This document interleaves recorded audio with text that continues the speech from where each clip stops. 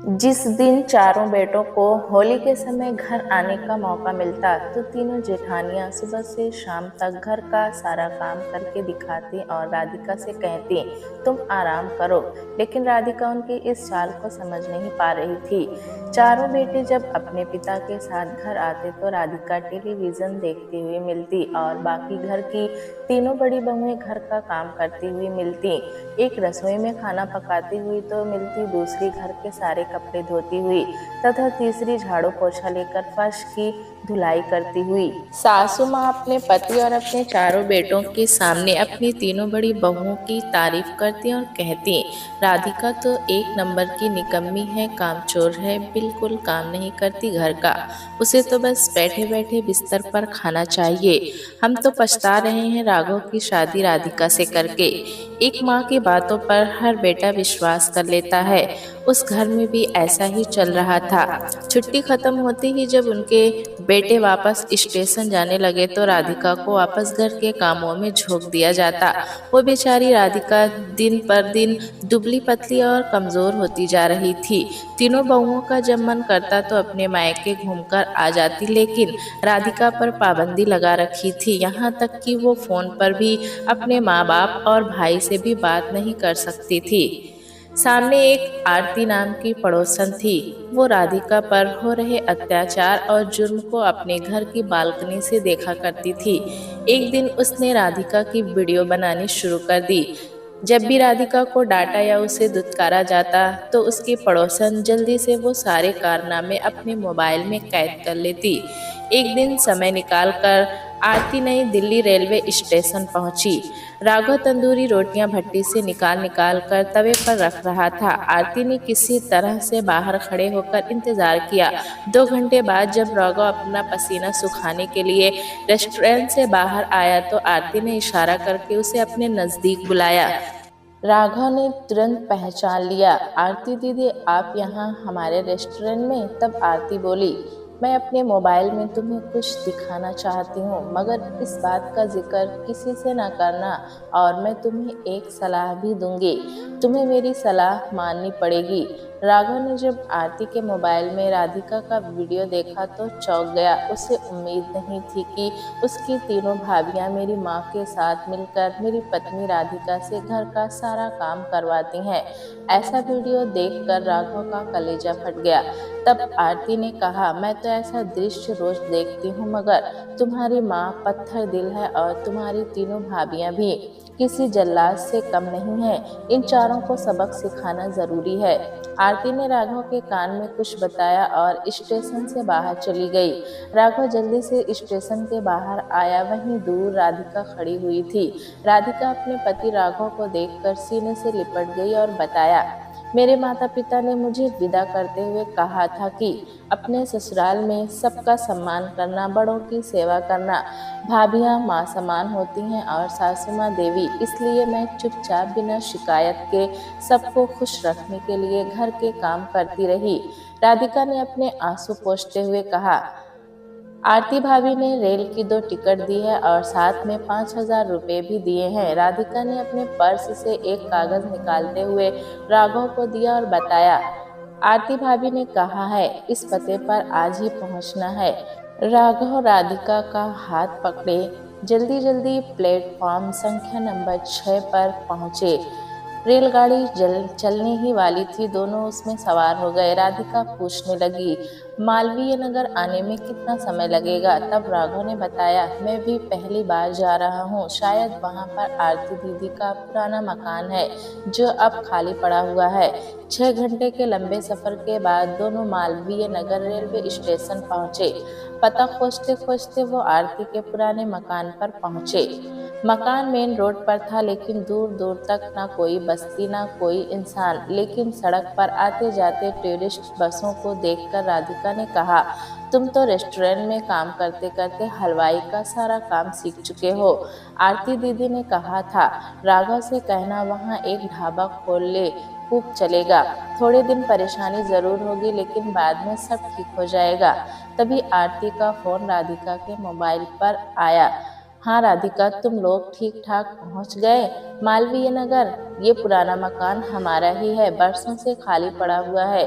मेरे पति ने यहाँ पर ढाबा खोलने के लिए ये मकान खरीदा था। हमने ढाबे का सारा सामान खरीद लिया था, लेकिन अगले ही दिन मेरे पति की जॉब दिल्ली में लग गई और फिर मैं भी दिल्ली आना चाहती थी। फिर हम दिल्ली में ही सेटल हो गए। तुम्हारी तीनों जेठानी और तुम्हारी सास माँ की हर एक एक खबर मोबाइल के जरिए पहुंचाती रहूंगी। इतना कहकर आरती ने फोन बंद कर दिया। राधिका को मेहनत करने की आदत थी। उसने 4-5 घंटे में इस मकान की साफ सफाई करके और ढाबे के बर्तनों को चमकाकर एकदम तैयार कर दिया। तभी वहां से एक ट्रक वाला निकला। अचानक वो अपना ट्रक रोककर कहने लगा, क्या तुम ढाबा खोल रहे हो? मैं इस ट्रक से सब्जियां शहर की तरफ ले जाता हूँ। आप लोग मुझसे ही सब्जियां खरीद लिया करो। मेरे पास सब कुछ मिलेगा, गोभी, आलू, टमाटर, बैंगन, मूली, मटर।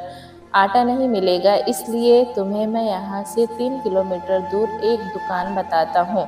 वहाँ तुम्हें आटे की चक्की मिल जाएगी, वहाँ से तुम आटा खरीद सकते हो।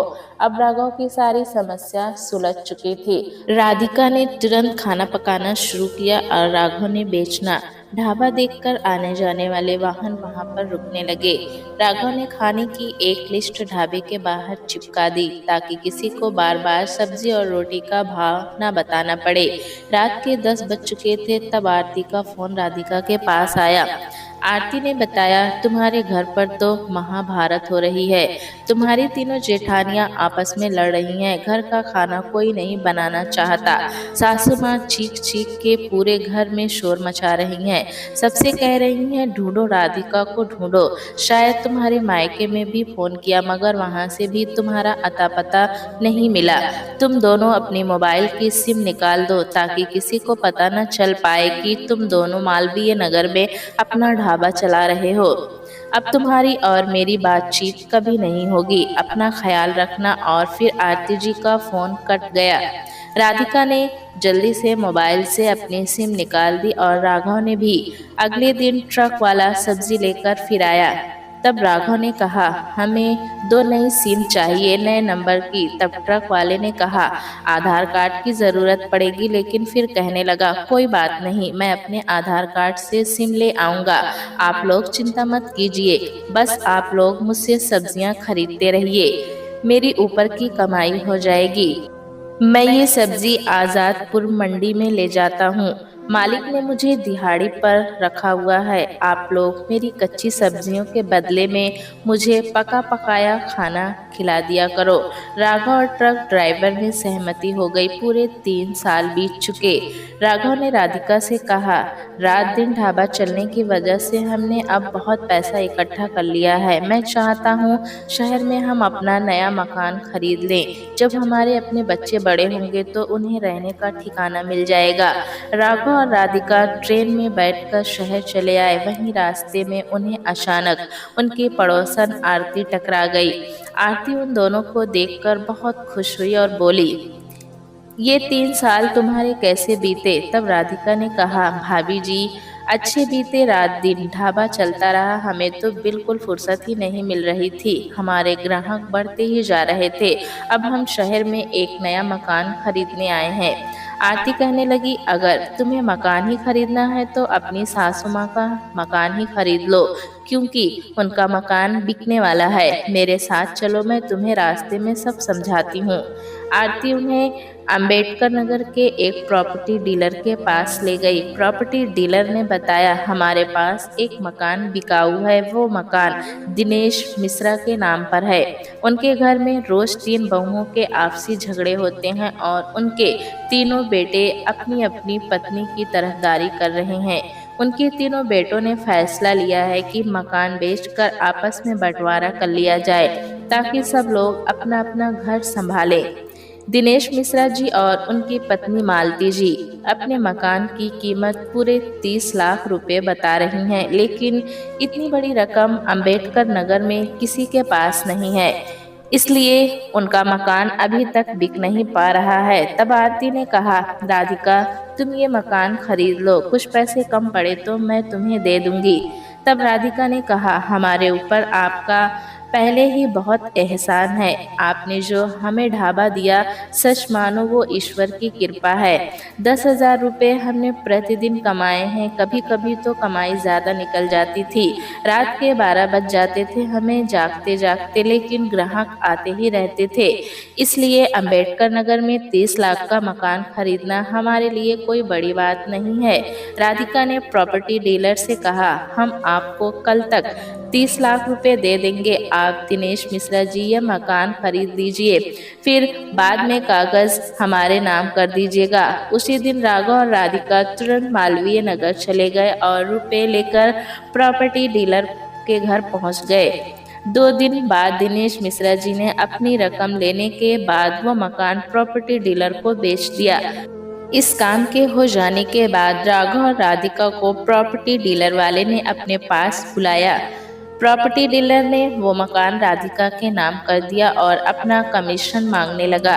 राधिका ने खुश होते हुए कहा, मैं तुम्हें पूरे 2 लाख रुपए का कमीशन दूंगी, क्योंकि मैं आज बहुत खुश हूँ। प्रॉपर्टी डीलर वाले ने अपना कमीशन लेने के बाद तुरंत दिनेश मिश्रा जी के घर पहुंचा और कहा, घर आज ही खाली करना होगा। अपनी तीनों बहुओं और तीनों बेटों को लेकर आप कहीं भी जा सकते हो, क्योंकि इस मकान की पेमेंट आपने पूरी ले ली है। उसी रात आरती ने राधिका को कॉल करके बताया, मैंने जो तुमसे नया नंबर मांगा था तो सोचा तुमसे बात कर लूं। तुम्हारी सासू माँ के घर में रात भर से झगड़ा चल रहा है। तीनों बेटे कह रहे हैं 30 लाख रुपए का बंटवारा कैसे करें। राघव के जाने के बाद हमारा रेस्टोरेंट चल नहीं रहा था। हमें रोटियां पकाने के लिए एक नौकर रखना पड़ा और उसे भी तनख्वाह देनी पड़ी। घर में सब लोग ऐश की जिंदगी जीते रहे, बढ़िया से बढ़िया खाना खाते रहे। कर्ज दिन पर दिन बढ़ता चला गया। मकान का आधा पैसा तो कर्ज चुकाने में ही चला जाएगा। बचे 15 लाख रुपए। राघव के जाने के बाद हम केवल 3 भाई बचे हैं। प्रत्येक बेटे को 5-5 लाख रुपए ही मिलेंगे। शहर में इतनी महंगाई के दौरे में 5 लाख रुपए में एक कच्चा झोपड़ी भी नहीं आएगा। कितने सालों से नई दिल्ली में रेस्टोरेंट चल रहा था। सारे पैसे हम अपनी पत्नियों के महंगे कपड़े और उनके खान पान पर खर्च करते रहे। 1 रुपया भी इकट्ठा ना किया कि बुरे वक्त में काम आ सके। अब हमारे पास पछताने के अलावा कुछ नहीं है। राघव हमारा छोटा भाई था, हमने उसे भी खोजने की जरूरत नहीं समझी। राधिका पर हमारी पत्नियों ने बहुत अत्याचार किए, शायद उसी का परिणाम हम भुगत रहे हैं। आरती ने अचानक फोन काट दिया। देखा, सामने राधिका प्रॉपर्टी डीलर के साथ खड़ी हुई थी, अपनी सासू माँ के घर के बाहर। तभी प्रॉपर्टी डीलर ने दिनेश मिश्रा जी से कहा, नमस्ते, आज इस घर की नई मालकिन आपके सामने मौजूद है। इन्होंने ही आपका मकान खरीदा है। तीनों जेठानियों ने जब नए घर की मालकिन को देखा तो चौंक गई। राधिका 3 सालों में काफी सेहतमंद हो चुकी थी। महंगे कपड़े, हाथों में सोने की अंगूठी, गले में सोने का मंगलसूत्र, कानों में सोने की बालियां, महंगी सैंडल और 1 लाख रुपए वाली साड़ी राधिका के बदन से लिपटी देखी तो सबकी हवा सरक गई। सासू माँ को जब पता चला कि इस घर की नई मालकिन राधिका अर्थात मेरी छोटी बहू है, यह देख मालती को एक जोर का झटका लगा और वो सांस फुलाकर दोहरी पर बैठ गई। तीनों जेठानियां भीगी बिल्ली की तरह राधिका के सामने खड़ी हुई थी। उन्होंने सपने में भी नहीं सोचा था राधिका जिस मकान में बहू बनकर रहती थी, वो उसी मकान को अपने ससुर दिनेश मिश्रा जी से खरीद लेगी। राधिका ने कहा, इस घर से किसी को भी जाने की जरूरत नहीं है। ये मकान मेरा नहीं, हम सबका है। मैं चाहती हूँ नई दिल्ली का रेस्टोरेंट 2 बेटों को दे दिया जाए और हमारा मालवीय नगर का रेस्टोरेंट 2 बेटों को दिया जाए। इस तरह चारों बेटों का उम्र भर रोजगार चलता रहेगा और हम इस घर की चारों बहुएं मिलकर रहें, अपने सास ससुर की सेवा करें। राधिका के फैसले के बाद तीनों जेठानियों को अपनी गलती का एहसास हुआ। सासू माँ ने अपनी छोटी बहू राधिका को सीने से लगा लिया। किसी भी गरीब परिवार से आई लड़की को कमजोर मत समझना, वक्त कभी भी किसी का भी पलट सकता है। उस दिन के बाद से उस घर की चारों बहुएं अपने घर का काम मिल बांट कर करने लगीं और इस बहाने राधिका को भी अपने सास ससुर की सेवा करने का मौका फिर वापस मिल गया, क्योंकि आज के दौर में बिखरते परिवार को संभालना बड़ा पुण्य का काम होता है और इस काम को राधिका ने बखूबी निभाया था। प्यारे दोस्तों, कहानी कैसी लगी हमें कमेंट में ज़रूर बताएं। चैनल पे नए हैं तो एक लाइक और सब्सक्राइब करना ना भूलें।